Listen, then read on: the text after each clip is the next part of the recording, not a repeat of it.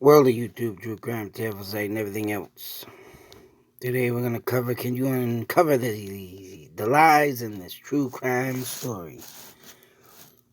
Basically, in this story, this is supposed to be a fiction book, but yet the author, I believe, uses a real person. Man, circus. It's got to do with this, this lady. And few months at college. And actually, there was a friggin' thing I just heard on the news or something that there was someone else recently just, go figure, vanished from a college. A lot of things going on in colleges, boy. And, but her case said that it was simply wasn't enough to merit dreading up to 6 years later, let alone writing a whole book about it. Of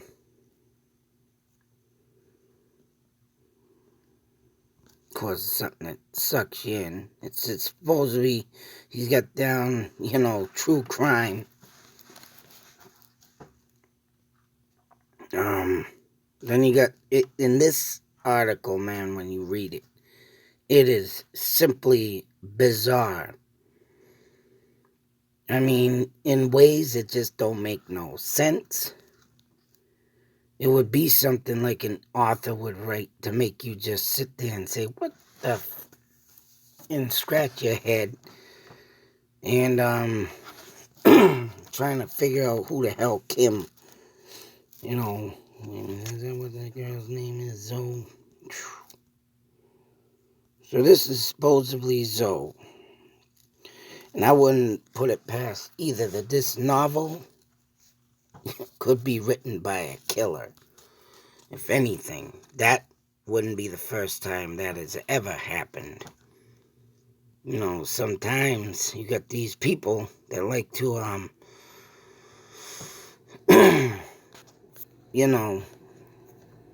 see how far they can push their limitations. And I believe, this happened out in London. They talk about flatmates. And of course, a flat out in London or England is what they call their homes.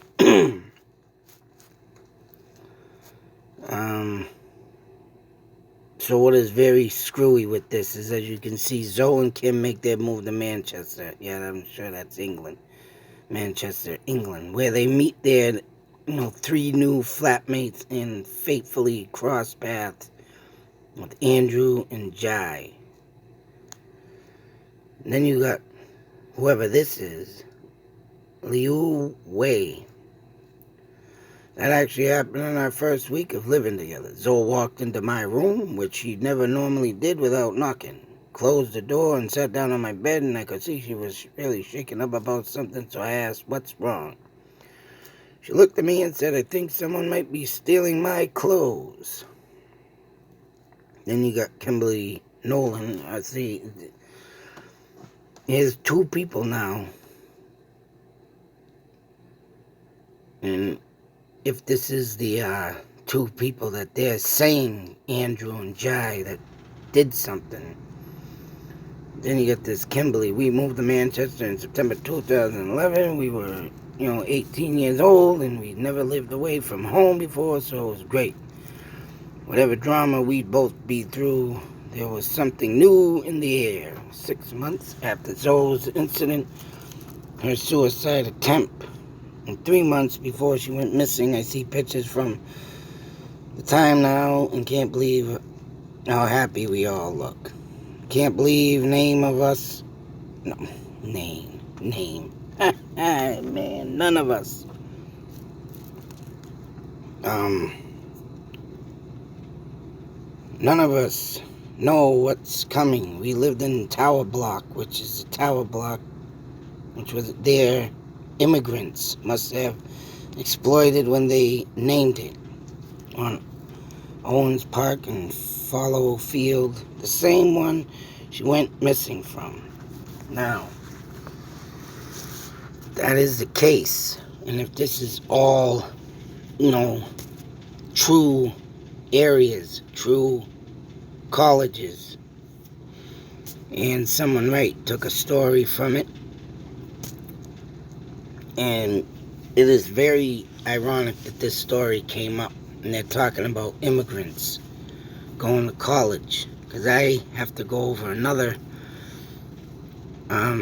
mystery. I think Yakim, it was Yakim, Chinese immigrant Korean immigrant that I covered. She was starting a business in a area of the New York, and I think I'm saying her name right, but I could be wrong. And she ended up being found in a dumpster, murdered. Someone had written me a comment, and I still got to do this video, that they believe that someone throughout the college area, and this area in New York is a huge immigrant population. And immigrants have been going to this college since the 1800s when it was made, and it was made for that purpose.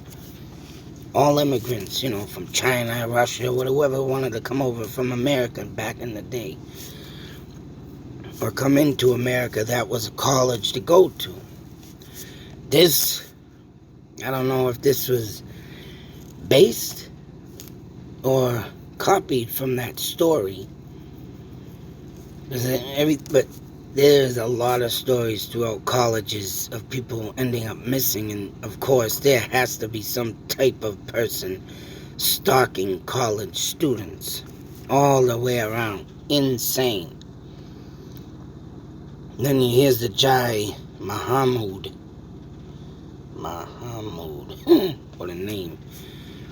You'll say I'm a sadist man, but I actually call ahead, and has to be assigned to the tower. For whatever reason, I ended up in one of the normal buildings instead of tree court.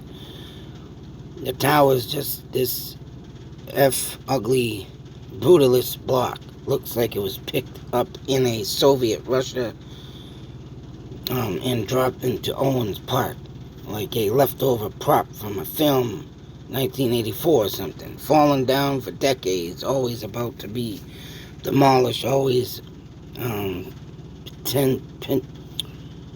petitions and protests to save it. I saw it for the first time when I went on my open day before I actually moved to Manchester. I was studying photography, and because everyone else was so obsessed with taking pretty pictures, I'd always try to find ugliest things. So this guy's a person, who very judgmental. Wherever he's going with this, I don't know if this is his picture. Of course, there's London. It is London or whatever, but see the old London bus. But if this is the area or the exact building, now that's the thing about this story. Is it true or is it fiction? And stuff like this, man, you can't really say no to, or let alone, not think that this did not happen. Especially if someone's taking a story that they know of or they did, and they're writing it out just to be, cocky and arrogant. But whatever the case may be,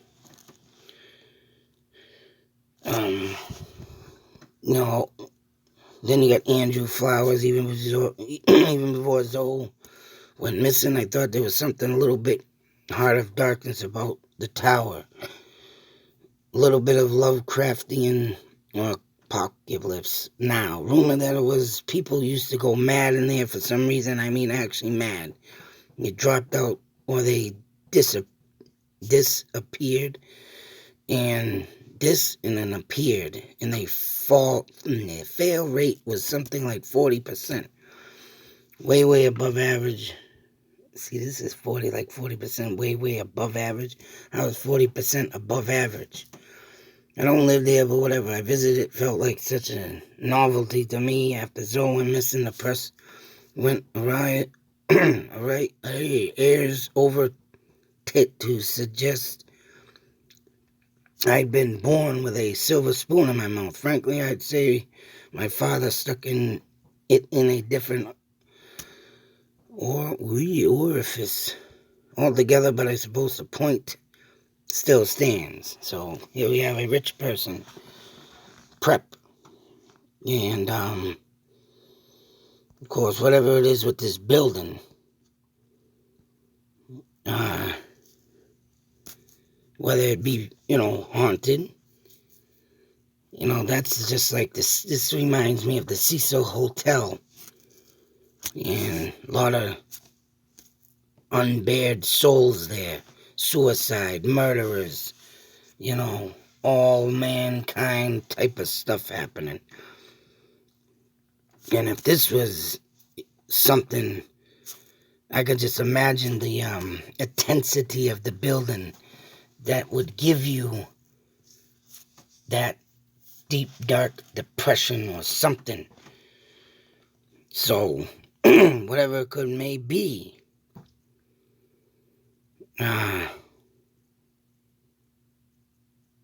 this story is it sounds like to me the girl was in a dark place or whatever and couldn't get out. I think they say someplace, of course, I think this is another one. I think it says something.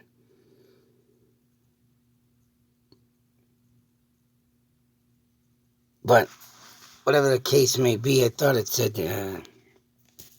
she might have been somebody that wanted to, start a new life and disappear. And then you get a lot of them stories. A lot of them makes you wonder and think, oh, okay. This person told you they wanted to disappear and start a new life. Okay, that sounds a little bit fishy to me. But other than that, it's just insane what you could even imagine of what goes on in a person's mind, especially when they're writing a book like this. Not only are the people in it talking dark, talking insane, talking about stuff that's just think of the writer. And that puts it all in perspective of why someone's writing this, but they say it's fiction, but yet it could be goddamn true. True. But,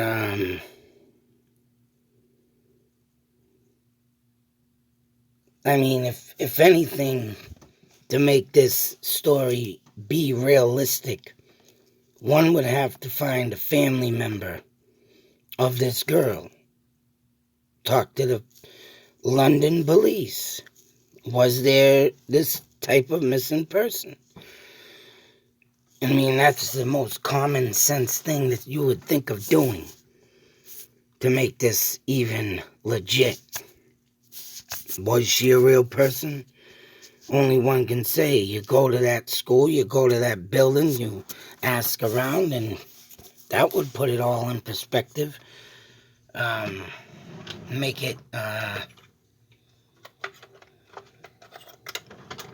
it believable. But all in all, this could be something to promote the book. Don't get me wrong. Because this also reminds me of Meat Sleep, which the big controversy video, of course, if anybody hasn't watched my videos on that yet, you should check them out. Because Meat Sleep supposedly could have been a murderer. I mean, I've caught a woman in there in the videos, doing the videos and stuff. But yet, one thing that baffled me that made me believe that that was a, you know, pretty much a true story. And it's fictional, just like this. It's very fictional. And supposedly, right, it's supposed to be fake. And someone had written that they investigated this, and it came to find out that it was fake. But the stuff that they showed, man, really boggles your mind. Just like this. Is it real? But throughout the video of Meat Sleep, there was one where a person somehow got hold of a video, whether it been, they could have gotten it, VHS video, found it in an abandoned building. But whoever recorded it was standing not too far away from a friggin' murder scene. Yellow tape, police, and a body under a tarp as they were investigating. And someone was off in the distance recording that. So you one sit and wonder, wow, where did this person get the footage? But if it was due to being and getting lucky of finding an old VHS tape that someone did record, you know, one would put that in perspective of saying, yeah, that's how they made it look authentic. Just like this story. I mean, there are people out there with creative minds, boy. And I mean, yeah, I would like to try and do something like that, but I ain't got the friggin' time. So all in all, you know, I mean, I'm trying to do my little short videos of Escape the Madman, but the way I want to put it, I had to stop my production on it because I might want to change the name, because for what I have in my mind and how I started it out, I wanted it to be, you know, not your ordinary killer of innocent people. I'm trying to make this a killer that likes to attack killers. All in favor. All in that one favor. I've done it before in my Velisca Warrior video short story I wrote. And I really like to produce stuff of going after the, you know, the infection. Like a pill that takes care of the infection. You know, I want a superhero that will take care of the enemy, or let alone murderers, rapists, and stuff like that. I always have it in the back of my mind to have that, you know, storyline. But this could be a well-written story to make you believe, just like Meat Sleep made them. There's still other videos out there, though, that are very bizarre on YouTube. And I do have them up on my channel. And just to even think that they exist, it's like, yeah, people are taking a lot of time and unexplained of what they're really going with. So, but it is interesting. It is interesting to, you know, see that it's productive, and hopefully that it ain't really a murderer out there doing it. But everybody loves a mystery. So what do you think? Is this a yay or nay? Fake or real?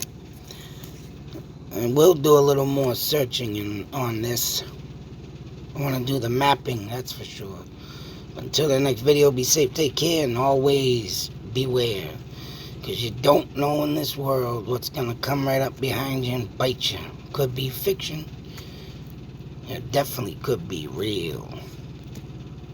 Out.